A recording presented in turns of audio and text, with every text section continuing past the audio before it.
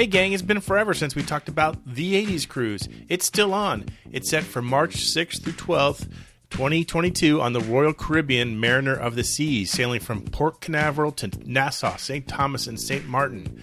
The bands. It's all about the bands. For 2022, The Human League, 38 Special, Berlin to Carlisle, Morris Day and the Time, ABC, Dire Straits Legacy, Modern English, I'm Running Out of Breath, Jack Russell's Great White, John Cafferty and the Beaver Brown Band, A Flock of Seagulls, The Alarm, The Sugar Hill Gang, John Parr, and Johnny Hates Jazz. Also performing, I'm seriously running out of breath. These lists, they can't get any longer. Jesse's Girl, the ultimate 80s trivia band from New York City, and Strangelove, a Depeche Mode tribute band. And, of course, the party band, Trial by Fire. Still not enough? How about the original MTV VJs, Mark Goodman, Alan Hunter, and Nina Blackwood, along with SiriusXM First Wave DJ Larry the Duck. Oh, and also me and Brad. We'll be there doing live podcasts and hosting all your trivia sessions. You can get $200 in cabin credit if you use the promo code STUCK when booking. You must be a first-time guest on the cruise to use this promo code, and you must use it when you book. Come with us and have a great time. These are the cruises, these are the vacations that you never forget. Now on with the show. Travel back in time to the 80s, reliving the laughter. The heroes. Pick up your phone and call the professionals. Go Ghostbusters. And the honesty. What's up, Norm? My nipples. It's freezing out there. Because just like you, we're stuck in the 80s. Sure, it's not 1985 right now, but who knows what tomorrow will bring.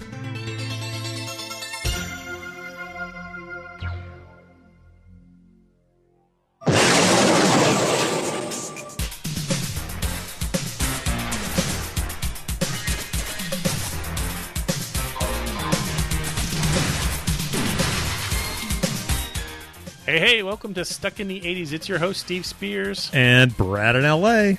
And today we honor the late, great Shabba-Doo, the godfather of street dancing, by casting a long overdue light on his work in Breakin and Breakin 2 Electric Boogaloo.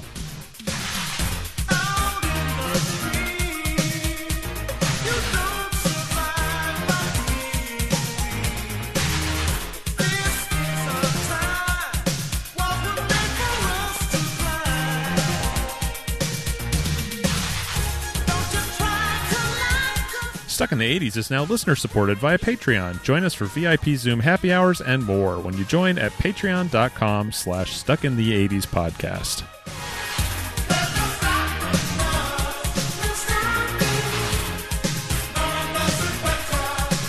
Couldn't be happier to say this, but joining us today, she's our own Special J. It's Jen with one N. Oh my god, I have a special street dance name. That is so sweet. Thank you. Hi, everybody. Special J. Sup? Actually, I hate to break this to you, but in honor of the passing of Shabba-Doo, who passed away at age 65 in December from complications of COVID-19, I have been inspired to use an online rap name generator. I'm terrified. To give the three of us our official rap names. Are you ready? Wait, is mine generator? Oh. That's strong. That is very Here strong. is. Jen, you are now Jenny J. Box, a.k.a. Lady Flame. This is a real thing. I found it online, so it must be true, right? If it's on the internet, then it's 100%. My chosen name was S. Bash, a.k.a. Saucer Mix. I just kind of like that. I kind of like that. And Brad is Brad W. Soul, a.k.a. Count Clip. You know, I would have normally just gone with Rad B, but I kind of like Count Clip, I have to say. You know, I don't hate Lady Flame. But you Saucer know, Mix. when you guest on people's records, this is something that my daughter pointed out to me. When you guest on other people's records, the first thing you have to do is call out your name so everyone knows it's you. Count Clip! Ludicrous!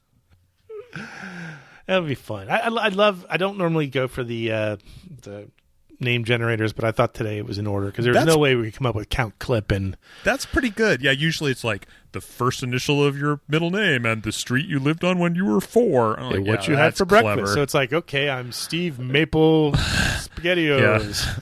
Oatmeal Clip. Yo. I had eggs. Okay. Nice. I was in a hurry. I had a podcast to record. Hearty slip for you, Miss Parker. And one for you, McFly. I believe that makes 4 in a row. Let's talk a little bit about Shabba-Doo. We were all, I think, kind of stunned when the news came that he had passed away in late December from complications of COVID-19.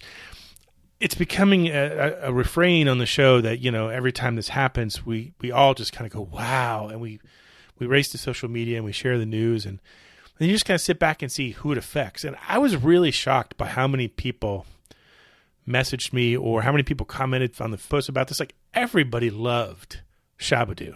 What's not to love? Yeah, truly. As soon as it happened, I thought, we haven't, there's a million movies we haven't done yet. But Thank goodness. But otherwise we wouldn't have a show. But I thought this is a good time to talk about Breakin. I had just seen Breakin 2 Electric Boogaloo, and I'm not going to make any jokes about Electric Boogaloo, but the man himself kind of escaped me. And like, I know his name, I know his face, but I didn't know much about him. He led such an interesting life and had such a incredible career.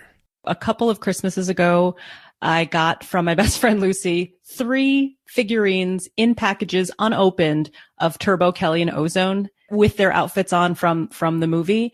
And I remember you talking about that. Right, so I mentioned it, and somebody wrote in and said that they lived in LA and that Shabba-Doo was still teaching dance classes. So I just wanted to... that's Chops Johnson. Yes, exactly. And I just wanted to mention that, you know, he was still dancing. He was still dancing. Born Adolfo, I'm not going to get this right. Gutierrez.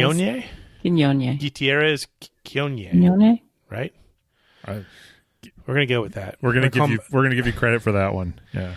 Anyway, he was born in 1955. So yeah, he's a little older than me and Brad, a lot older than Jen. Born in Chicago to a Puerto Rican dad and African American mom. He had a sister named Fawn who would become a regular as a dancer on Soul Train. They were pretty much raised by mom from the age of 3. He would strike his first dance moves as a boy growing up in Chicago. And then here's what's really interesting. And I guess probably a lot of people knew this, but because I guess Brad and I weren't the biggest breakdancing fans. Well, you know, it's something I appreciated, but I didn't actually participate in. Sure. I'm pretty sure I would have broken bones. Us tall white guys, maybe we could do the robot. Maybe. But it wouldn't be intentional. That'd be the problem. Yeah. It'd just be stiff delivery of, would you like to go to a movie sometime? He formed a breaking group called the Lockers. And the Lockers had Tony Basil. Yes, that Tony Basil. Man. Don Campbell and Fred Berry. Who remembers who Fred Berry is? Rerun. My hand is up. Rerun. Oh, Rerun sorry. I raised my hand. Rerun. No, that's fine. Rerun from What's Happening. You're thinking the Lockers. I've heard that name somewhere. I've seen them, right? Yes, you have. They were on TV shows like Saturday Night Live, Soul Train, Carol Burnett, The Tonight Show, Midnight Special. They were on stage at Radio City Music Hall, at Carnegie Hall. They performed at Disneyland. And they even had this memorable appearance in this commercial for Schlitz Malt Liquor.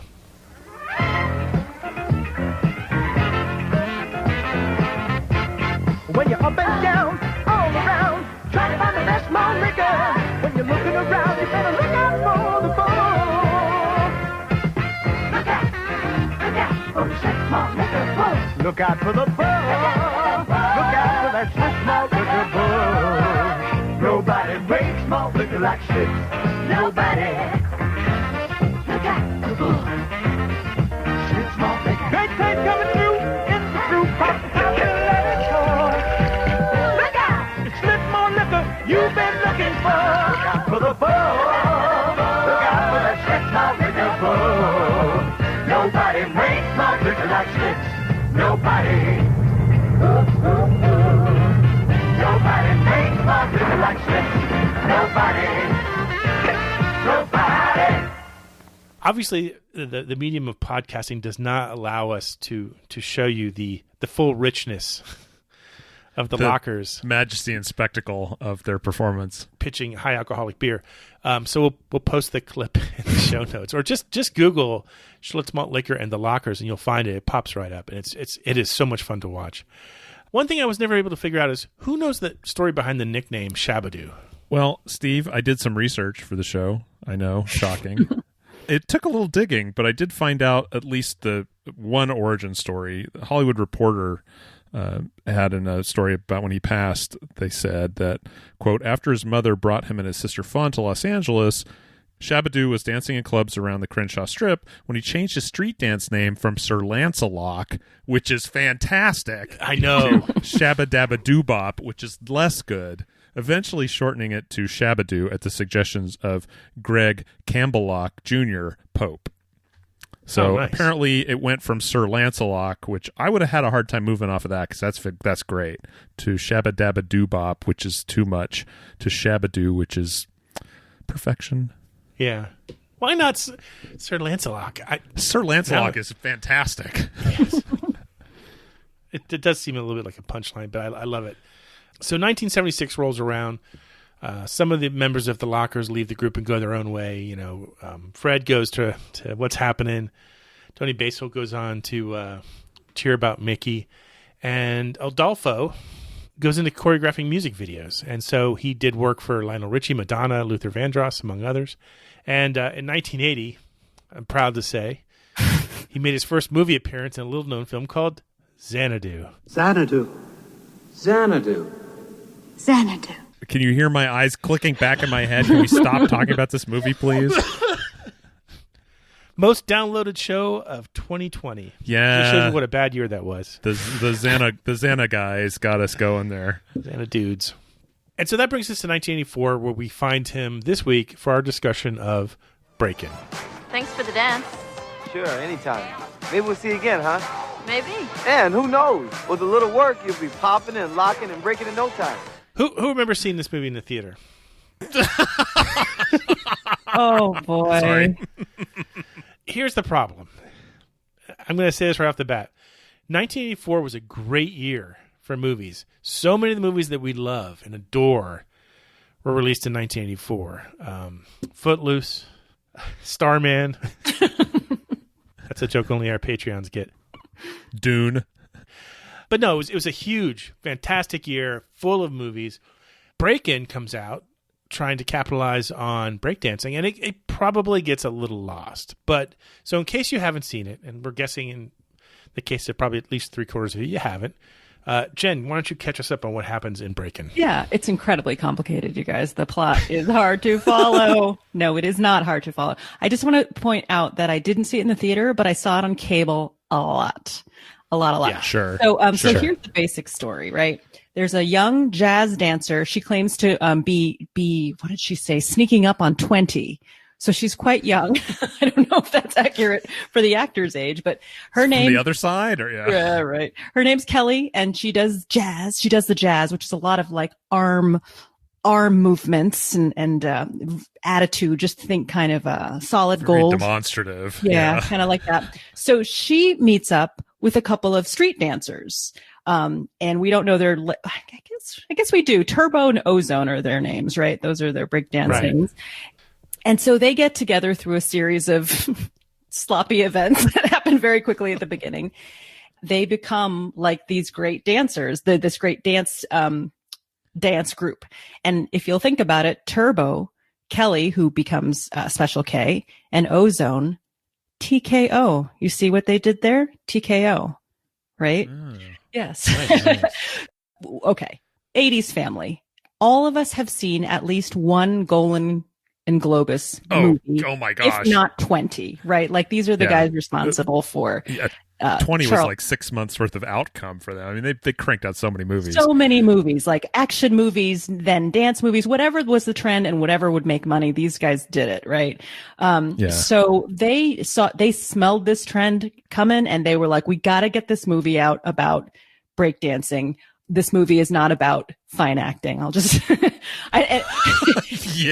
talk about the robot. Yeah, it's just not. But so the idea for the movie came from Menahem Golan, one of the producers, his daughter, who was at the beach one day and saw a bunch of breakdancers performing, and so her idea was breakdancers.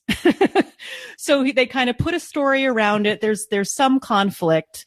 But yeah, we'll talk about the dancing in a bit because I think that's the star of the movie, not so much the plot or acting.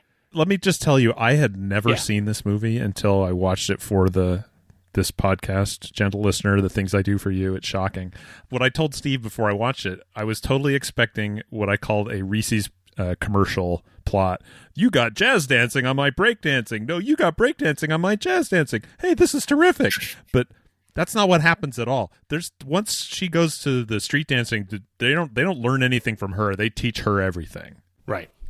What's interesting is there's these breakdancing fights that break out randomly in the movie, which is parodied so brilliantly, like decades later in Zoolander. You know, where they're at the fashion show, he goes, they're breakdance fighting. As soon as I saw it happen in Breakin, I'm like, holy crap! It's like they retro stole a joke from 40 years in the future. Yeah. But it happens. We're not going to beat each other up. We're just going to bust you down with our moves. Well, those are great scenes because they're dance scenes. The cast here is pretty straightforward. So you've got Kelly, Special K, which sounds like a drug or a breakfast cereal. Breakfast cereal, everyone knows that. Yeah. Special K, I think, is a drug in one of the Jump Street movies. Good just to so know. you know, I think. It's ketamine. I read articles in Rolling Stone in the 80s. That's what that was. Okay. Lucinda Dickey, anyway, is the name of the actress you're looking for here. Adolfo is Ozone, a.k.a. Orlando. Michael Chambers, a.k.a. Boogaloo Shrimp, plays Turbo. And he was only 16 when he did this movie. Babyface kid. 16! I thought it was really funny how the characters are like, that's our street name, but you don't get to call us that. You have to call us by our real name. I'm like, wait, we could go the other way? Like, they didn't say their real name ever. They did at the very beginning. When Kelly first meets them, they're like, you don't get to call us Turbo and Ozone. I'm Orlando and that's Tony. Kind of. I'm like, wait, that's kind of turns it on its head. Yeah. Usually it's the... Anyway. Here's the more fun part. I love going back and watching these movies for the first time, either ever or first time in a long time. You get to see these characters and you're like, wait a minute, is that Shooter McGavin playing the agent? And sure enough, Christopher McDonald has a sizable role in this movie playing Kelly's agent or new agent who promises to get her away from the sleazy jazz coach that she's with and bring her into he's greater a good guy. riches I want to and just point that out. He's a good guy in this. He is. Kelly, it was only the first day. There's nothing to be discouraged about. In fact, there are plenty of auditions coming up. As a matter of fact, there's something big developing in the dance community right now, and I'm trying to get the facts. Sounds great. Kelly, you okay? I mean, you sound really down to me. No, I'm all right. Oh, well, are you eating? There's still like, I'm telling you, there's like this little small gray cloud of creepiness that just hangs over his head that you're just waiting for him to do something. You really that's kind of are. I'm a little overdressed for this club. Like, what are you going to do? Strip down? Come on. But then he never does. He just acts on their behalf. Like it's He just he's like, nice. I got you some studio space and these nice jackets. Let's go. I'm going to get you into the audition. He actually does what an agent's supposed to do. It's fantastic. Yeah, it's pretty great. Yeah. And then there's a club MC who's played by Ice-T. You people hate party and you want to do it right. You got to rock and shop this spot. So, good luck to the group tonight. And it's so much fun to see him, 10 years before anyone else really knows who he is.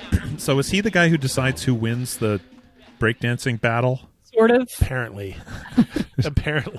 Like, that was kind of fun. I'm like, okay. I mean, it was like the plot of Rocky 1, 2, and 3 all rolled into one movie. Together. Exactly. Yeah, except for far less blood. If you're really eagle-eyed, if you're really paying attention, look very carefully in the first street dancing scene where Kelly meets Orlando and Tony. You'll see a man in a black singlet clapping along to the music. It's Jean-Claude Van Damme. It's his very first screen appearance. So he's trying to draw attention to himself by jumping and flipping in the air, but all of it landed on the Don't worry, Golden and Globes have big plans for him. Yeah, did you see if you go back and watch this, which we'll talk a little bit more about this maybe later, but this Golden and Globus documentary about their Canon Films days, there's actually a bit where they talk about him coming into the office every day to try and see these guys, and like when one of them walked into the lobby where he was sitting, he jumped up and did this kick in his face, like missed his face by a quarter of an inch, and like, I think we can use you, son. Leave the girl alone. He's the American shithead who makes tricks with bricks. Guess the Kumite starts one day earlier this year, huh, fellas? Do you think there's a real chemistry between these three characters? I mean, I know we mock the acting, but do you buy them their teamwork and friendship? Yeah, you know what? I think it warms as it should. There's tension all along. It's kind of interesting. I keep waiting for Special K to end up with Ozone, but it doesn't ever really happen. They just, they're dance huggers, but they're not. Nothing happens past that. But yeah, I thought so. I mean, look at the montages at the beginning of the montages, and they're showing, Kelly trying to learn some of these moves. It's like they broke her arms before they had her do it because she's moving so awkwardly. So she had nowhere to go but up. I think that the chemistry between Turbo and Ozone is really palpable. Like you can tell that they like each other. Yeah. And it's fun to watch them dance together because they're so clearly enjoying themselves. I'd like to thank you for this award. It's the recognition of my peers that makes all those agonizing days of teaching Ozone everything I know. I don't want to stay here all night, do you? Award winners don't push brooms. Oh, yeah? Why don't you go out and sweep, man? Who do you think you are anyway, Fred Astaire? Who? I think the fact that Kelly and Ozone did become romantically involved, and you just said that they didn't, it indicates... I don't feel like they did, though. Did they? I think they did, but the chemistry between them is so not there that you just kind of, it just feels like just dancing team for the sake of it, it seemed very one-sided. Like Ozone was clearly into her, but she was like, I think of you as a friend. Yeah, no, I think there was a little bit of chaste kissing here and there. I think they were supposed to, they're meant to be a couple, but I think that there's not much chemistry between them. So it doesn't read very well. Yeah. Part of the problem too is I recently saw the sequel, Electric Boogaloo. I'm going to try to say it without laughing.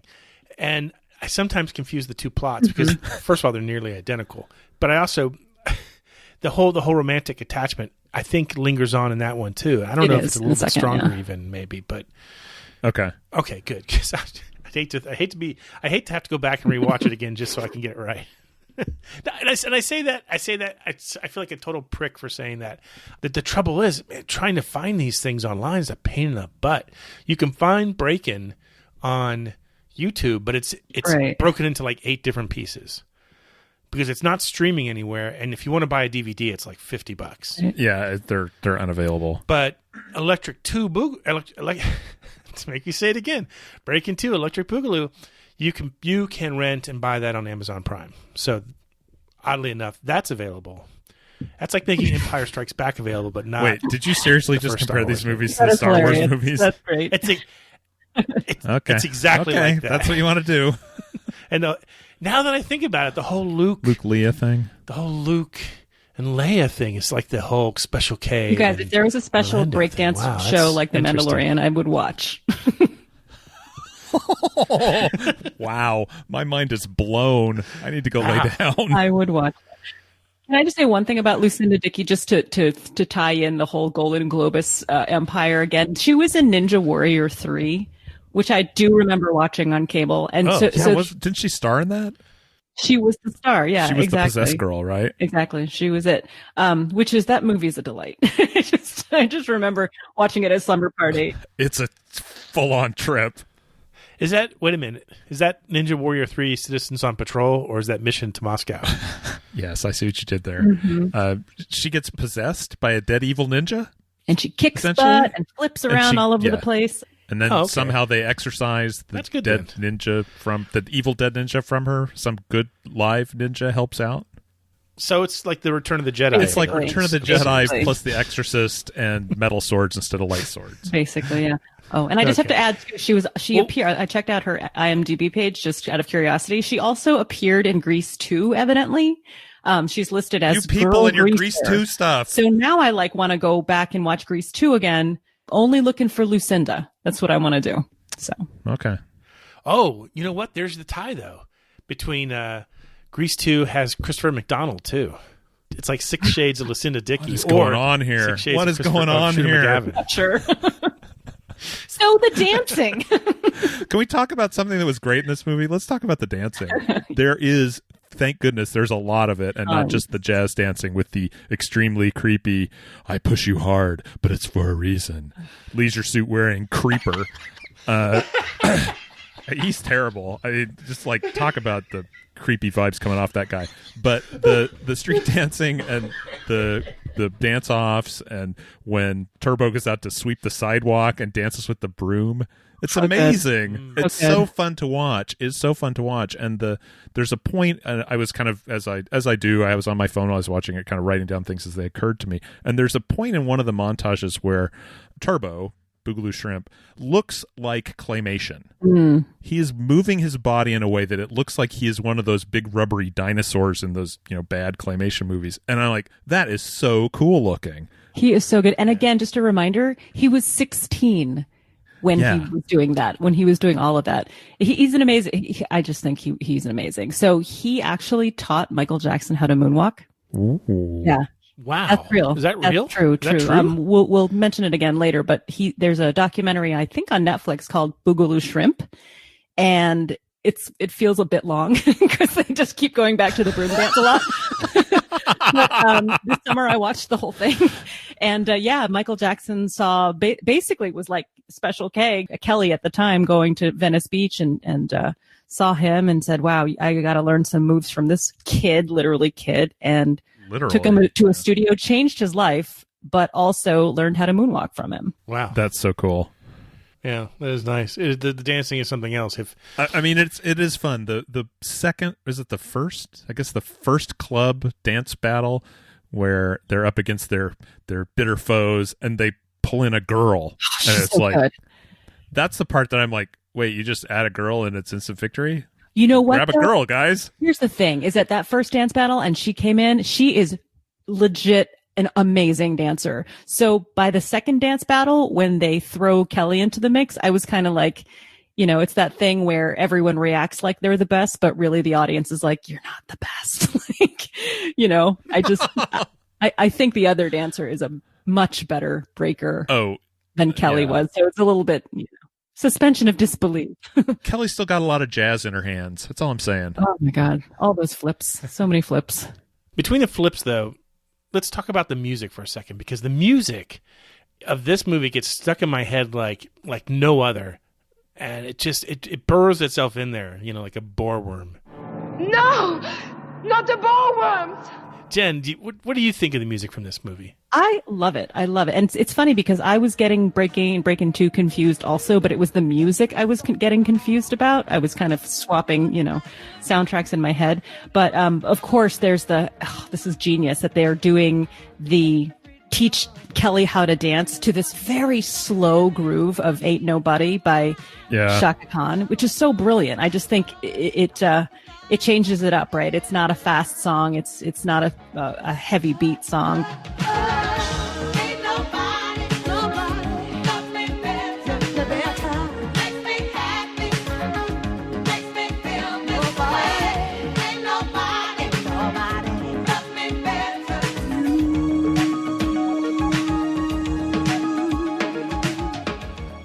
So there's Ain't Nobody by Shaka Khan, which of course Shabba-Doo winds up appearing in Shaka Khan's I Feel For You video soon after.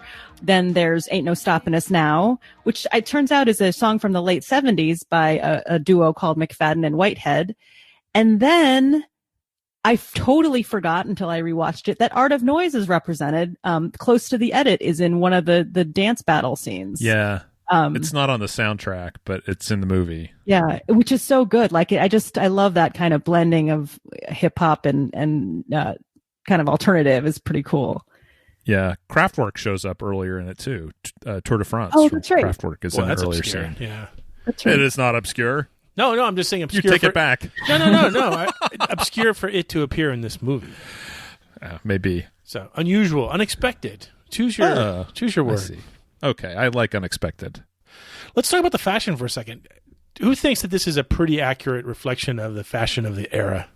I believe it was the fashion of the era that I aspired to and fell very short because I was 10, but I love the clothes in this movie. I love it. I love the like so many belts not holding anything up at all, like various belt looks. Like the best is the one that's like kind of snug in the middle over your leotard. Not sure why that's there. But then my favorite look is the multiple belts, kind of loose over your parachute pants, often like studded with like, silver studs or whatever. So, okay, so this is kind of funny. When I went on the 80s cruise the first time, I had put together this little outfit that I loved, and it was black and red. I had those loose kind of silver studded belts around my wrist, around my waist. Loved it. Second cruise, I wore it again to the Sheila E. show. Red pumps, like the whole red and black color story, right? This whole time I had thought that it was I had been inspired. I had this sort of thing when I packed for the cruise is what would Debbie Harry wear? And this was an outfit that Debbie Harry would wear. Breakin was on the movie channel, one of the movies you could watch like any time of the day or night. So that's what my best friend Lucy and I did. We watched it a lot, and we're watching it, and all of a sudden I realized, wait a minute, that outfit wasn't inspired by Debbie Harry. That outfit was inspired by Shabba-Doo, who wears a similar outfit. I mean, not the red pumps, but like the whole like. He could have pulled it off. No, it's just that kind of aesthetic. And I was like, oh my God, this whole time I was just Breakin. I was just imitating Breakin. It burrowed in my brain somehow that's Jen, how I. Were you wearing that when you danced on stage with Sheila E? Indeed, I was. I have that video clip right here on my desktop. Oh, fantastic. Why? That's creepy. Oh, because I had shared it with you because I knew you would enjoy having it. Yes, no, I would appreciate that. Good recovery. Let's talk about the movie's reception for a second. I mean, obviously it has an important part of 80s cultural lore, but it didn't perform that badly in actual life. When it opened on May 4th, 1984, it outgrossed 16 Candles. Really? Wow.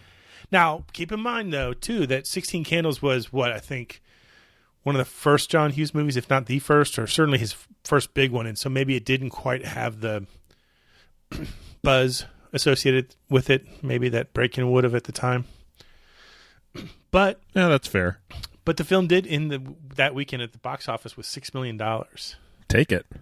Yeah, Roger Ebert, the late great Roger Ebert, who we often quote on the podcast, he did review the film when it was in theaters. He gave it 1.5 out of 4 stars. Not shocking, but I think his review is somewhat fair. He says, quote, "There are going to be several street dancing movies this summer, and Breakin is the first one. Sweet and high-spirited, and with 3 dancers who are so good they deserve a better screenplay. This is really 2 movies, a stiff and awkward story, interrupted by dance sequences of astonishing grace and power," unquote. So let me jump in here. Listeners will know that I am usually ragging on Roger Ebert pretty hard, but I could not agree with him more there. I couldn't have said that better, which is why he got to say it. Yeah, I think so. It was acknowledged to probably be good enough to already deserve a sequel. Hence, I believe one was already in the works. And so Breakin' 2 Electric Boogaloo comes out. Was it the next year or at the end of this? It might have been later that year. It might have been later that year. I mean, that's how fast Golden Globe has cranked out movies. Like, yeah, reshoots. We don't have time for reshoots. Stunt doubles. No, get out there, do it. Go, dance. Jen, did you like the sequel? I liked the sequel when I was a kid. And again, it was on cable constantly. But when I look back, it wasn't as good as I remember it. I guess I was less critical at the time, but yeah, it was still fun. I don't know. It had that weird sequel veneer of like everything seemed shinier somehow, and yeah, there was more money in it, but it didn't make it better. I don't know. It was fine. The best part about it is it was about saving the community center. Right. The entire plot is Special K comes back from her now fruitful dancing career to visit the old neighborhood and finds out that the community center is in danger of going under unless they stage the most spectacular dancing event ever produced. Oh, mature, curtain lights. This is it. We'll hit the heights. And oh, what heights we'll hit. On with the show. is it. Yeah, there's some evil rich people trying to build a mall and that sort of thing. Oh, It's funny. I watched it this summer. I rewatched it this summer, and I watched it with my 10-year-old daughter who had never seen it, and she liked it better than Xanadu, actually, which I thought was kind of interesting. But that's kind of funny. Yeah, but I was telling her it was kind of fun to sort of inculcate her in the storyline of the community center. Like, this was her first Save the Community Center movie. So I was telling her, what do you think's going to happen? She goes, I think they're going to save the community center. I was telling her, wouldn't it be so funny if there was ever a movie where they tried to save the community center, but then they didn't save the community center? And we thought that was kind of funny. There's got to be one out there. Right? That's pretty funny. Yeah. So, and then they lost the big game. Right. And everyone went to jail. Exactly. I mean, I watched a little bit of it the other night just because I could, and it was there on Amazon Prime. And it's like, I think shinier is a good way to put it. Like, there's a lot of neon. A lot of neon. Tons of neon. And you know, like, I know that people associate neon with the 80s. But if you go back, if you could, and believe me, it would be enjoyable in some ways. If you could go back, you would not see that much neon. No. Maybe in like the very end, like the 89, you might start to see a little bit, but no one was walking around head to toe decked out in green, orange, yellow, and it just wasn't a thing. Right. Except for in Breakin' 2, where everybody's wearing it. Where everyone does it because they have to save the community center, and that's how you draw attention to yourself. Right. You look like a freaking freeway worker with an orange vest on. So bitter about neon. I know, man. This has turned dark, and I like it. The energy's getting a little weird. Sorry. So, as we mentioned before, and as Ebert points out again, it is the first of many to come, and so there were several street dancing movies that would follow. And I will admit, I've seen them all maybe once tops. Jen, however, is the expert. So, Jen, where does Breakin' fit in along with the other hip hop movies of the 80s? Well, first I just have to say I'm the expert comparatively.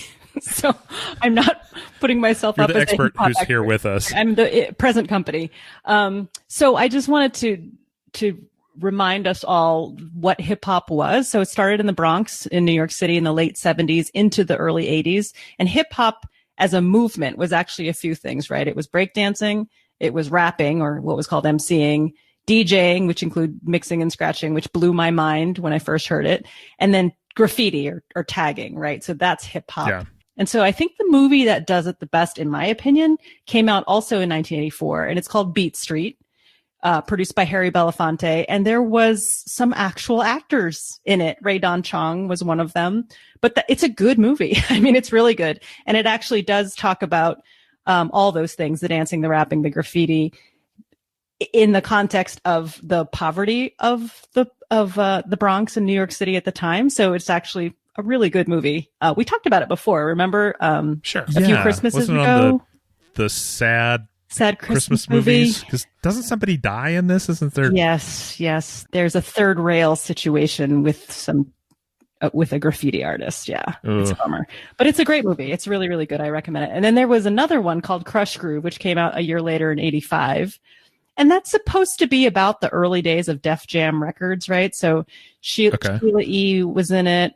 She starred in it, actually. Run DMC, Curtis Blow. There's some appearances by Beastie Boys, LL Cool J. They all look like 10 years old. In 85, the Beastie Boys had to be like middle schoolers. They were young. Were young. No, because Licensed to Ill was... Oh, no, I'm sorry. You're right. Yeah. Licensed to Ill was in the second half of the 80s. Yeah. I'm an idiot. You're right. I mean, they're probably just out of their teens, I'm guessing. Well, because, License to Ill came out in 80. I think it was out in 85, actually. Maybe early 86. Yeah. So that movie has a lot of plot and not as much dancing, but there's still some dancing. If you guys remember, like, there was still a lot of breakdancing that sprinkled throughout movies. Of course, Flashdance, right? Sure. The end scene, which was very similar to the end scene in Breakin', where they impress the square white people at the table, making notes, I guess. But in Flashdance, at that big end scene where Alex has her audition, she in quotes is breakdancing, spinning on her back, and then you can totally see it's just a dude wearing a curly black wig. Like that person's body is just much bigger than Alex's. And then in Footloose, the big dance scene at the end, there was sure. Yeah. I mean, talking of all those kids that lived in a town where you weren't allowed to dance, they had some pretty good moves. Such good dancers, right? And then speaking, you mentioned earlier, Brad, the tall white dude, but the tall white dude was doing some great break dancing in that. He was. Movie, I thought. And then I just have to put an honorable mention in here. There is a movie called Fast Forward, which was directed by Sidney Poitier, that my best friend Lucy made me watch this summer with her. So she's in a different state altogether. So we were like FaceTiming and watching the movie almost at the exact same time, which is so frustrating. But we're watching it, and it's basically about these, quote, teens from, I don't know, middle America who go to New York City to make it big. It's sort of the Grease attitude toward casting here, because everyone looks like they're at least 30. And and they go and they are a dance troupe, and they do the jazzy dance hands and all that stuff. And then they wind up learning how to break dance from the city. And it's not a good movie, but it's really bad good. Okay. Or good bad. Sure. It's enjoyable. It's an enjoyable bad. It is. It is. And it's, again, I don't know if I mentioned, but it was directed by Sidney Poitier. So it was sort of like this older established gentleman's idea of street dancing, which was kind of funny. Oh, fun. You know what else is kind of ordinarily bad and sad but good? The Seggies.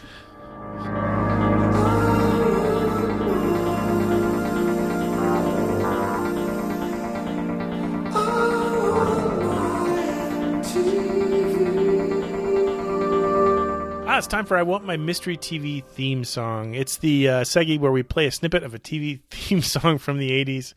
I'm laughing because I already know how bad this segment's going to be. And if you get it right, you're entered into a drawing for some swag, most likely in the form of a postal-friendly bottle opener. So, yes. I will mail them out. First, I have to fix my mailbox. Some jerk snapped off the outgoing mail flag off my mailbox. Oh, no. I know. That's bad. Yeah. We can overcome it. Anyway, pay attention. Here was the clip from the last time we did this. Yes, that's the theme to Bad Cats.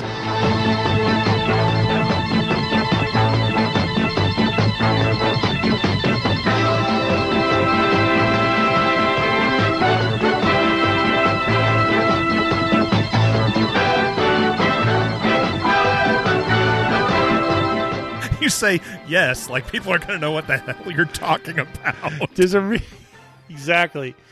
Bad Cats, in case you didn't know it, and you probably didn't, was a police drama that aired on ABC in 1980 on Friday nights at 8 p.m. Because you always put your best content on a Friday night at 8 p.m. I think that's when the Matthew Starr show was on. Among its stars were Steve Hanks and Michelle Pfeiffer in one of her first major roles. The producer's like, Steve Hanks? I said Tom Hanks. It could have been Larry Hanks. So yeah. Anyway, the acronym BAD CATS stood for Burglary, Auto Detail, Commercial Auto Thefts. Oh, that is tortured. And then as an engineer, I know a thing about acronyms, and that's not a good Yeah. Burglary, I can't even say it. Burglary, Auto Detail, Commercial Auto Thefts. I should use that as a vocal warm-up for the podcast. I like it. Anyway, they did 10 episodes, only 6 were aired, and then the show was thankfully put out of its misery. You folks will now be put out of your misery because nobody got it right, as far as we can tell. I guarantee you somebody tried to get it right, and I'm somehow forgetting their name. But as far as we can tell, nobody got it right. I didn't find any record of such a human existing. Not even Chris Cooling. Ooh. He has been busy. He's been busy, and he's gonna be pissed that I actually called him out. But Chris Cooling is cool, and as his right name implies, and he normally always gets these. If he did not get this one, I do not blame him a bit. We will not torture you with it any further. Rather, we will supply a new theme song.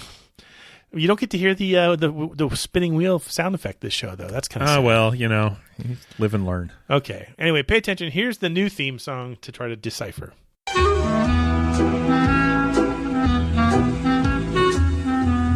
If you know it, email us, Chris, at podcast@sit80s.com.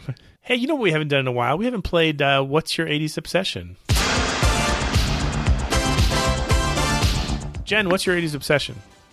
My 80s obsession is kind of related to today's topic, which is, I guess you can call it dance. You can call it fitness. You might call it dance fitness, but I'm a big, to no one's surprise, Zumba fan. Love the Zumba. During these pandemic days, I've been doing Zumba on Zoom or YouTube. My 80s obsession is going on YouTube and just putting the words in 80s Zumba. And so much fun stuff comes up. What's fun is like, it's often people around my age, around our age, who play the good stuff. And then sometimes you'll also get like a younger person, wearing a lot of neon and putting triggered. Right. Exactly. But you know what? It's okay. It makes me happy that somebody is appreciating 80s. Sure. And sure. It's really fun to move around and get sweaty and listen to music I love. Yeah, it keeps me going. 80s Zumba videos is my 80s obsession. That's awesome. When you said Zumba, I got all excited at first because I thought you were saying Zuba, the multicolored pants that were so popular in the 80s towards the end of the decade. You remember what I'm talking about? I thought maybe she was talking about Zima videos. There's a lot of interpretation going on right now. Well, it's really cold in Florida this weekend, and so I have one pair of Zuba pants, and I wore them on the cruise one year. I remember those pants. They're really comfortable. And if they were more socially... That's a shame. I'm wearing them right now because it's in the 40s here. My 80s obsession is apparel related as well, I guess. This is a story about future wife. I torment her with stories about my youth from time to time, kind of like I do on the podcast. I'm always telling some crazy story about something that happened to me, 40 years ago. Well, yeah, we're just warming up for the retirement home. This is trying to keep my cognitive skills finely tuned. When I was growing up, I spent a couple of years in Ohio. This was pre-'80s because my mom's family's from Ohio. So we lived in Columbus for a few years. As you can imagine, with my fondness for nostalgia, I love museums. And even as a young kid, I loved museums. And there was a museum in downtown Columbus called the Center of Science and Industry. I think just about every big town has one now. A lot of times they're called like the Museum of Science and Industry, or it's one of those hands-on museums, where you go around, there's exhibits, you touch the ball and your hair goes flying in, kind of. Right. Mm-hmm. Back before STEM was a thing, we had museums of science and industry. Right. So Columbus had the Center of Science and Industry, which was called COSI. We all called it COSI. And when you were a kid attending public school in, I think it's Franklin County. Anyway, you would always have a field trip every year, at least one field trip to COSI. And it was always like the highlight of the year to me. And then if you were in a Cub Scouts or Y Indian Guides, you would go there and you'd spend the night, night at COSI and stuff like that. And it would be the greatest thing in the world. Good times, yeah. I was telling future wife about it. And the big souvenir you would get from there was like this little thing of coal. Because they had this. I know. Let me explain. And we got coal, kids, and we liked it. There was an exhibit called Yesteryear, and you went down into this elevator into the basement, and they had this whole like retro town of yesteryear of what Columbus looked like, in the 1800s or whatever. And first there was no sun. We were underground. Well, if you've ever been to Columbus, if you're ever in Columbus these days, there's no sun there either. Now it's the Midwest. There's never any sun. But you go down into yesteryear, and they'd have like a replica coal mine, and like a saloon and all this kind of stuff. And the coolest thing I thought to get as a souvenir you could buy in a gift shop was this thing of coal. It said COSI on it. And that's so funny. I had one for years. I think I finally got rid of it when I went to college because it was just like, it was going to become one of those things that at the time would be too difficult to explain my fascination with. and 40 years later. So I'm telling her about it, this was like 5 months ago or whatever. And Christmas morning comes, we're exchanging presents and stuff. I open up this present, it's a t-shirt, and I don't recognize it. And I turn it over. It's a t-shirt from COSI that she. Aww. Now, COSI, as it exists today, the old COSI that I love so much isn't there anymore. They moved into a new facility in 1999, so the logo has changed and all the stuff. She went and found all the old logos of the original COSI that I loved so much. Aww. And turned it into this shirt. So the front of it has the logo for COSI, Center of Science and Industry. Real super retro 70s logo. And then the back has a little photo of yesteryear with the coal mining exhibit on the back. That's amazing. That's fantastic. Yeah. That's so cool. So she found this old website that's dedicated to the original Kosai, and it's oldkosai.com. And that's where she found the graphics to build me this T-shirt. And oh, that's so cool. That's so cool. I've worn it around for like a week now. It probably should be washed. So, yes, wash it. along with the Zubas. Yes. The graphics are the special part, not the smell. Getting a little misty here. All the dust in the room. That's anyway, very sweet. Brad, what is your 80s obsession? It's funny. I was going to go with the T-shirt as well.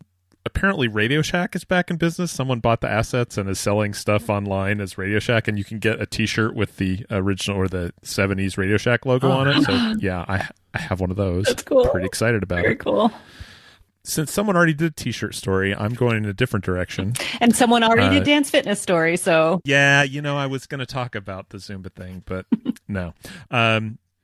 Yesterday, for about 5 hours of the afternoon, I played Dungeons and Dragons with my friends, just like in the 80s, except now over Zoom. And it was great. It was so much fun. I know it is a total, like a nerd touchstone, and that's fine. Judge me if you must. I don't mind. But it's just, you forget how fun it is you're basically, this is just going to sound so dorky. You're telling a story together. You're basically making up this narrative as you go. And it was really cool. I had a great time. It was like 5 hours went like nothing. And I got to eat like a whole bag of taco Doritos. That was my next question. And what did you eat? Now that I'm older, I drink beers instead of root beer. And it was great. I had a great time. I'm really excited to play again, hopefully next weekend. Fun. That's great. Yeah. Wait, what kind of Doritos? My character is an elven rogue, yes. And it was taco-flavored Doritos in the retro bag. Okay. Oh, those are the best. They're so good. They're so good. Those are the best. We have more to say about the movie Breakin', and we'll do it right after this commercial break. When that sun breaks out, lift up your head and shout, it's gonna be a great day. Kellogg's waits for you, that spirit comes shining through, promising you a great day. How could you think of starting this bright new morning without your K-double-L? Oh, it's double good with Kellogg's, you'll have a great day. Kellogg's has been making great days for more people for more years with more cereals than anyone. Corn Flakes, Rice Krispies, Frosted Flakes, Product 19. Trust your mornings to Kellogg's. Very best part of starting your bright new morning is Kellogg's way. It's not far away. Kellogg's will help you say there's gonna be a great, we're gonna see a great, it's gonna be a great day. And we're back. We have a few minutes left. If what we've told you about the movie Breakin' and Breakin' 2 and the hip-hop dance movie Revolution isn't enough, we want to give you some other resources to go to. We've got some homework for you, listeners. Maybe you should do some research. Jen, what do you recommend people go to? Well, we mentioned a couple before, right? So one is called Electric Boogaloo, The Wild Untold Story of Canon Film. So this movie's a hoot. It's so much fun. You should totally watch it. It's amazing. Yeah, it's really Get the kids out of the room. Yes, that too. A lot of boobs. Yeah, for a documentary, I'm like, hello. Right. And then the other documentary we mentioned was Boogaloo Shrimp documentary, which is just kind of fun to see just the talent, right? Because that was the best part we were saying about Breakin' and Breakin' 2 was the dancing. And so you can, I would maybe advise you fast forward some of the talking because there seems to be quite a lot of it, but the dancing is unreal. There's a lot of fun old video too, which is great. And then the other thing I have mentioned before, but it's worth repeating, is there's a documentary series on Netflix called Hip Hop Evolution. And season 1 just breaks down this like late 70s, early 80s time period really, really well. So I suggest that. There's also a dramatic series on Netflix called The Get Down. And it came out in 2016. It's directed by Baz Luhrmann, like Moulin Rouge Baz Luhrmann. But I have to say, I was so disappointed because it's all the things that I should love, but it really was kind of lame. So don't watch The Get Down. I mean, give it a shot. Maybe you'll like it. But I watched 2 episodes and I was like, done. But Hip Hop Evolution season 1 is really, really, really good. And then if you're a reader, there's a book by Jeff Chang called Can't Stop, Won't Stop, A History of the Hip Hop Generation, which kind of ties it all together too. Nice. The Canon Films documentary, Again, it's a crazy ride. The thing that made me laugh the hardest is at the end, they put up a slate like, we approached Golan and Globus to ask them if they would be interviewed for this documentary. They declined and turned out their own documentary, which was released 3 months before ours. It was so on brand. It was just so perfect. Yeah. The ultimate breakdancing battle again. Yeah, they won that dance battle. Yeah. Hey, we hope you enjoyed the show and look back on Breaking. Please check out the soundtracks when you get a chance. They're not the easiest to find, but they're out there. The movie itself is on YouTube in 8 different parts. And again, Breakin' 2 Electric Boogaloo is available for rental and for purchase on Amazon Prime. But in the meantime, we'll still be dancing ourselves because we're hopelessly stuck in the 80s.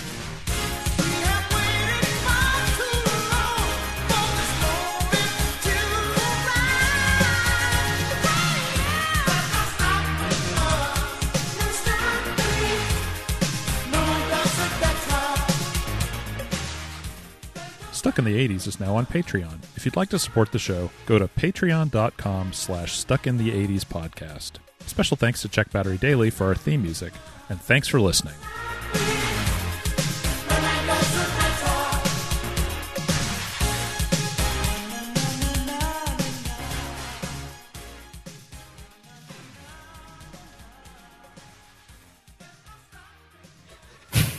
I don't know why. Breaking. Do you want to do another one? Bill Moyers over here. And that's the news.